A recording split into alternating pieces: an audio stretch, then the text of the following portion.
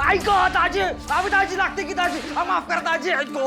अयो अयो दाजी, दाजी चुकलं माझं, माफ करा दाजी. माफ करायची गोष्ट आहे. माफ करायची गोष्ट आहे. दाजी लागते की दाजी.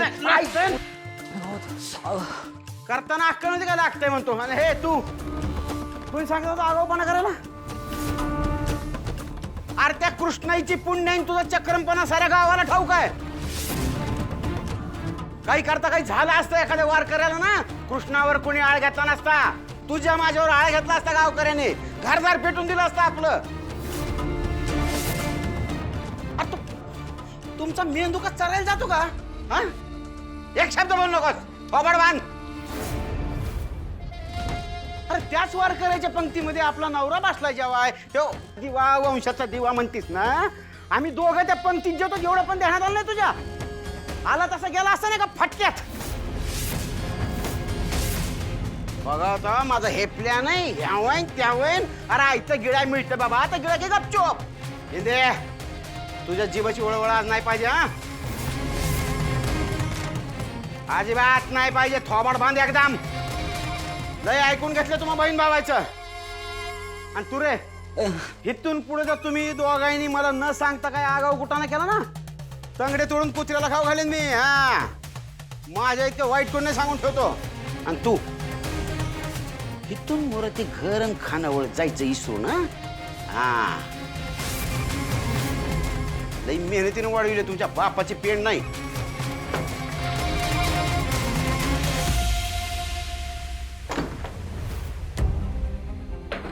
मम्मी,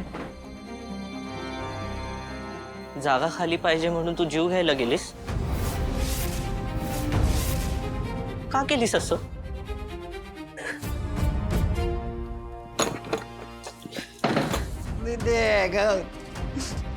तू सांगितलं म्हणून करा गेलो आणि मला मार खायला लागला.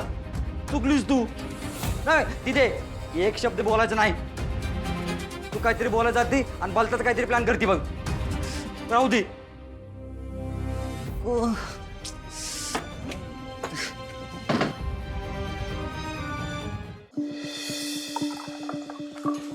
नानांचं झालं? झालं, नानांचं जेवण झालं.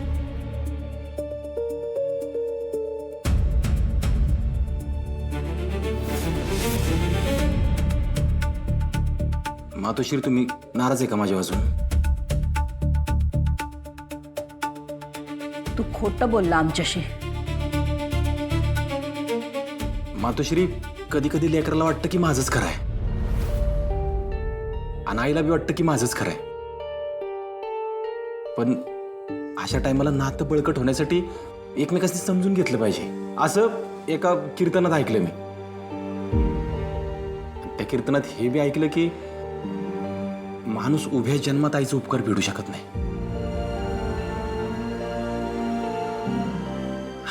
आणि मातोश्री, हा जो शंकर आहे ना, ती तुमचीच देण आहे आणि हेच माझं अंतिम सत्य आहे. राग सोडा की.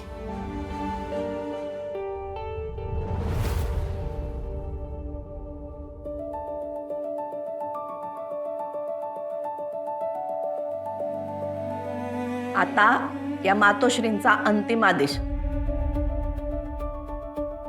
जिगीशाला फोन करायचा, बोल तिच्याशी. अरे ती बिचारी फोनची वाट बघते तुझ्या. मातोश्री, तुमच्यासाठी वारीचा प्रसाद आणलाय. हा, कोशिंबीर. सगळं जेवण कसं आणायचं म्हणून कोशिंबीर आणली. ठीक आहे, ठीक आहे.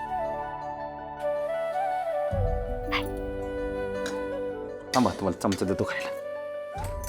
ये. दे.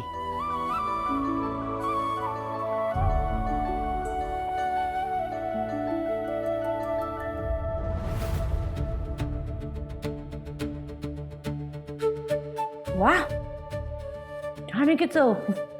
हा, बनवणाऱ्या हाताची कमाल.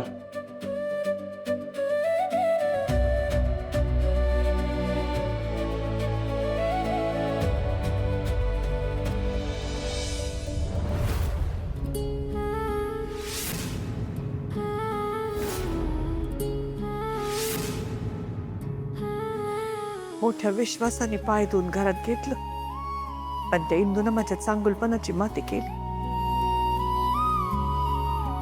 माझं चुकलं.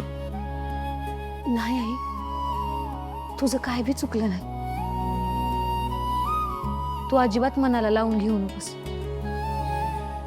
गौरीच्या दोस्तामुळे आपण वाचलो हे खूप चांगलं झालं बघ. देव नेहमी चांगल्या माणसाच्या मागं असतो. तोच त्या इंदुराणीला बी बघून घेईल बघ. आपण आपला चांगुलपणा कधीच सोडायचा नाही. आई, तू भोळा सांब आहेस. जगाकडे वाकड्या नजरेनं बघणं तुला नाही जमत. पण जर तुझ्या लेकींना जमतंय तर का ऐकत नाहीस आमचं? आई, मी म्हणत नाही तुला की तू तुझा चांगुलपणा सोड. त्या चांगुलपणाचा समजा जगानं फायदा घेऊ दे. पण जर कोण गैरफायदा घेत असेल तर आम्ही ऐकून घ्यायचं का? भले तरी देऊ कासेची लंगोटी, नाठाळाचे माथी हानू काठे. तुकाराम महाराजांनी सांगितलंय, माणसानं ना जरा तरी जशाच तसं राहावं. नाहीतर हे जग वरबाडून खायला कमी करत नाही. हाय, कवळीताई बराबर बोलता. आम्ही तुझी काठी असे समज आणि हलती त्या इंदुराणीच्या डोसक्यात. नवरा हिसकावला, सहन केलं, घरातनं बाहेर काढलं, सहन केलं, अपमान केला, सहन केलं. आज ती माझ्या लेकीसला जेलात पाठवायला निघाली. माझ्या लेकींच्या आयुष्यावर उठली. हे कृष्णा सहन नाही करणार. उद्या जाऊन खडसावून जाब विचारणार तिला.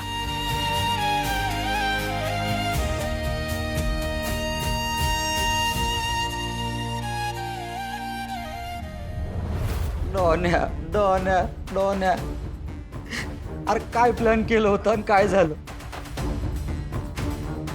दाजी म्हणलं खानावळ विसरून जा. खानावळ जरी विसरले तर त्या जागी आपलं हॉटेल डॉन होणार कसं? सांग की कसं होणार? समजा गोळ ना त्या दीदीने घातलाय बघ.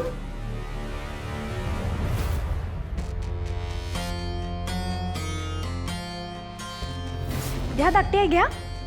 चांगली सेवा करा हा धाकटी आई.